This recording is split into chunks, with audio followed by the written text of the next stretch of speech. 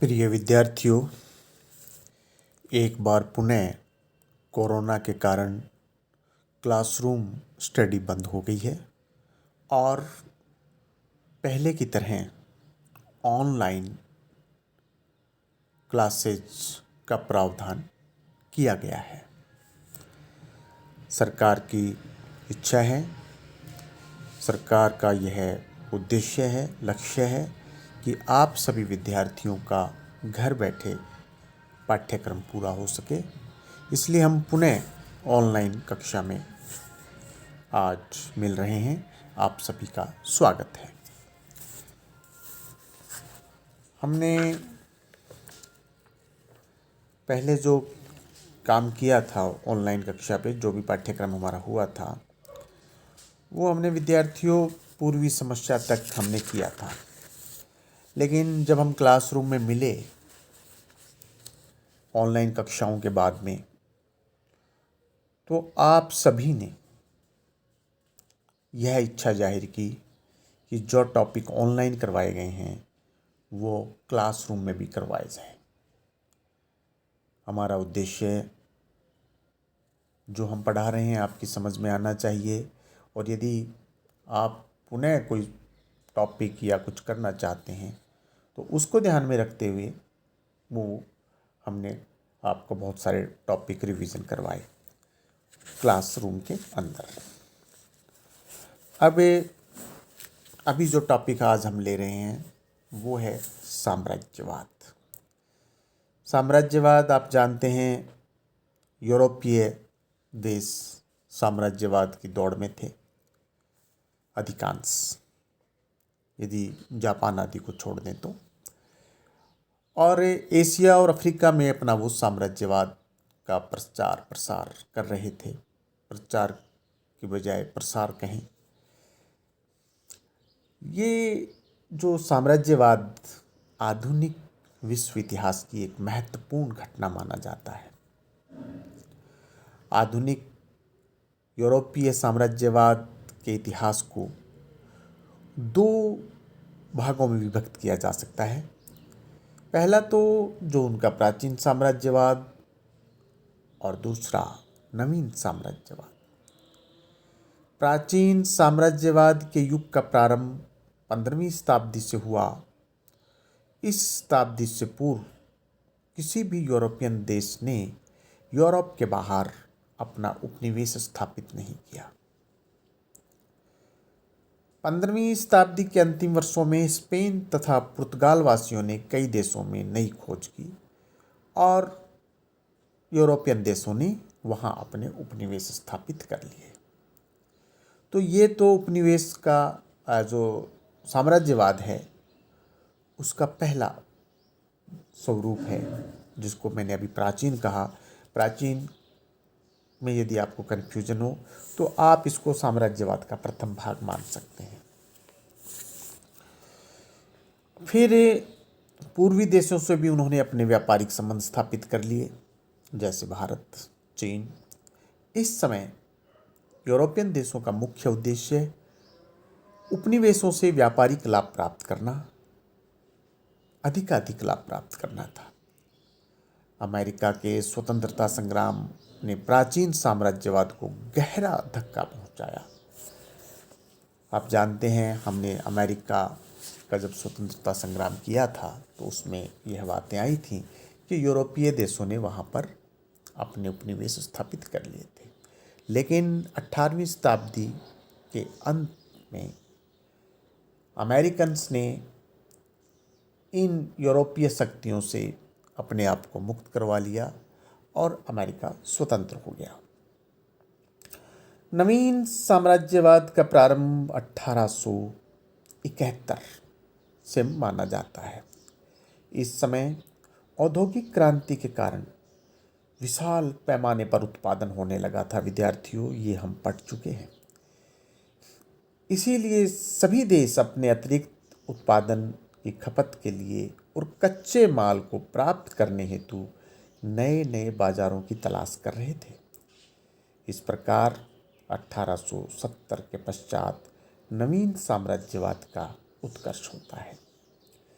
European देशों ने विश्व के जो अविकसित देश थे, निर्बल देश थे, वहाँ अपने उपनिवेश स्थापित किए और उनका आर्थिक शोषण करने लगे।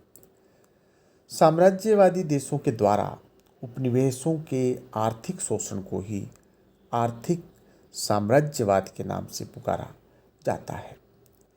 इसी समय यूरोपियन देशों को अफ्रीका के भीतरी प्रदेशों की भी जानकारी हो गई थी। कुछ ही समय में यूरोपियन देशों ने अफ्रीका को बांट लिया, आपस में उन्होंने तय कर लिया, अफ्रीका के हिस्से आपस में बांट लिए। आप कभी अफ्रीका का मैप देखेंगे, मैंने आप सबको विद्यार्थियों क्लासरूम में प्रत्येक विद्यार्थी को मैंने मैप दिया है और उस मैप में हमने यूरोप, अफ्रीका, अमेरिका, एशिया, इन सब पर चर्चा की है। अफ्रीका का जब आप मैप देखते हैं तो उसमें आप ऐसे देखते हैं कि देशों की जो सीमाएं हैं वह ऐसे हैं जैसे कोई लाइन खींचकर बनाई गई हैं।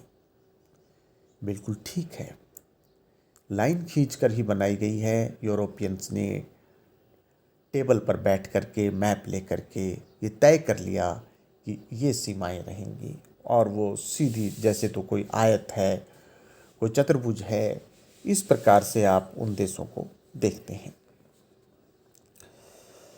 इसके अतिरिक्त यूरोपियन देशों ने एशिया तथा प्रशांत महासागर के अनेक द्वीपों में अपने उपनिवेश स्थापित किए। इन उपनिवेशों की दौड़ में ब्रिटेन तथा स्पेन सबसे आगे थे। नवीन उपनिवेशों के बंटवारे को लेकर यूरोपियन देशों में आपस में संघर्ष भी हुए। संघर्षों की तीव्रता आगे जाकर विद्यार्थियों विश्व युद्ध का कारण बनती है, प्रथम विश्व युद्ध। इसीलिए प्रथम विश्व युद्ध को साम्राज्यवादी युद्ध भी कहा जाता है। प्राचीन साम्राज्यवाद के समय यूरोपियन देशों का मुख्य उद्देश्य राजनीतिक प्रभुसत्ता और व्यापारिक लाभ प्राप्त करना था, जबकि नवीन साम्राज्यवाद के अंतर्गत उनका उद्देश्य उपनिवेशों का आर्थिक शोषण करना था। आप दोनों साम्राज्यवाद के अंतर को विद्यार्थियों समझ रहे हैं। पहला साम्राज्यवाद, यूरोपियन देशों का मुख्य उद्देश्य राजनीतिक प्रभुसत्ता और व्यापारिक लाभ प्राप्त करना। दूसरा साम्राज्यवाद, जिसको नवीन साम्राज्यवाद कहा है, इसमें उपनिवेशों का आर्थिक शोषण करना। नवीन साम्राज्यवाद की यदि हम विशेषताओं की बात करें, एक तो इसका विस्तार बहुत तीव्र गति से हुआ। पहला, विस्तार बहुत तेजी से हुआ। दूसरा, जो पहले का साम्राज्यवाद था उसमें केवल यूरोपियन देशों ने ही भाग लिया, परंतु नवीन साम्राज्यवाद में एशिया का देश जापान तथा संयुक्त राज्य अमेरिका भी सम्मिलित हुए। ये दो विशेषताएं। नवीन साम्राज्यवाद के यदि हम कारणों की बात करें और सबसे पहले यदि आर्थिक कारण ले लें, तो आर्थिक कारणों में औद्योगिक क्रांति है, जिसको हमने विद्यार्थियों बहुत डिटेल से पढ़ा है। पूंजी की अधिकता है, ये भी औद्योगिक क्रांति के कारण हुआ। रेल आई, कारखाने आए, माइंस हुई, बिजनेस, इस सब में बहुत मुनाफा कमाया और ये जो मुनाफा था ये भी उनके साम्राज्यवाद को फैलाने में सहायता दे रहा था। यातायात के साधनों की बात है, हम इसको भी हम कर चुके हैं कि कैसे जो जब स्टीम इंजन बन गया तो भाप से चलने वाले जहाज़ बने, सड़कें बन गई, डामर रोड बन गई, रेल बन गई, रेल इंजन बना, फिर रेल बनी, बड़े क्रांतिकारी कार्य हुए। और टेलीग्राम जो आपस में जो है बातचीत और सूचनाएं पहुंचाना आसान हुआ। तो ये आर्थिक कारण हैं नवीन साम्राज्यवाद के। यदि हम राजनीतिक कारणों की बात करें, बढ़ती हुई जनसंख्या, विद्यार्थियों हमने यह भी किया है, बढ़ती हुई जनसंख्या, आंकड़े भी मैंने आपको लिखाए हैं औद्योगिकरण जब हम चैप्टर कर रहे थे। उग्र राष्ट्रीयता, ये जब फ्रांस की क्रांति होती है उस समय हमने किया है। वहाँ से यूरोपियन देशों में उग्र राष्ट्रीयता उत्पन्न होती है। प्रोफेसर हेज लिखते हैं, कोल ने भी लिखा है, प्रोफेसर कोल ने भी लिखा है कि उग्र राष्ट्रीयता ने नवीन साम्राज्यवाद को प्रोत्साहित किया। उग्र राष्ट्रीयता से ओतप्रोत देश अपनी प्रतिष्ठा बढ़ाने हेतु साम्राज्यवाद की नीति पर चलने लगे। 1871 में जर्मनी का एकीकरण, इटली का एकीकरण हुआ। तब तक यूरोप के अन्य देश विशाल औपनिवेशिक साम्राज्य के स्वामी बन चुके थे। अतः इन दोनों देशों ने भी उपनिवेशवाद की दौड़ में भाग लेकर अपने विशाल साम्राज्य की स्थापना करने का निश्चय किया। तो ये कुछ राजनीतिक कारण। इसके बाद में विद्यार्थियों, धार्मिक कारण, असभ्य लोगों को सभ्य बनाना। ईसाई लोग कहते थे विद्यार्थियों, भारत के संदर्भ में भी कहते थे, बहुत बार चर्चा की है मैंने आपसे, कि एशिया जो ईसाई धर्म है, सॉरी एशिया हम गलत कह गया, जो ईसाई लोग हैं अपने को धर्म, अपना जो उनका धर्म है, ईसाई लोग अपने धर्म को विश्व का सर्वश्रेष्ठ धर्म मानते हैं। उनका मानना है कि जो दुनिया में असभ्य जातियां हैं, विकसित जातियां हैं, उनको ईसाई धर्म में दीक्षित करके उनको सभ्य बनाया जाए, और ये उनका अपना पुनीत कर्तव्य मानते हैं। इस उद्देश्य की पूर्ति हेतु यूरोपियन देशों ने अविकसित देशों पर अधिकार करने का निश्चय किया। ईसाई लोग अन्य देशों में अपने धर्म का प्रसार करना चाहते थे। इस संबंध में वे कहते थे कि काले लोगों को सभ्य बनाना गोरे लोगों का महान कर्तव्य है। तो एक तो ये धार्मिक कारण, दूसरा धर्माधिकारियों का अदम्य उत्साह। ईसाई धर्म के प्रचारक अपने धर्म के प्रचार के लिए अविकसित देशों में जाते थे और वहाँ के लोगों को ईसाई धर्म का अनुयायी बनाते थे। भारत में भी आए, वो उसी की देन है कि आज भारत में इतने ईसाई हैं।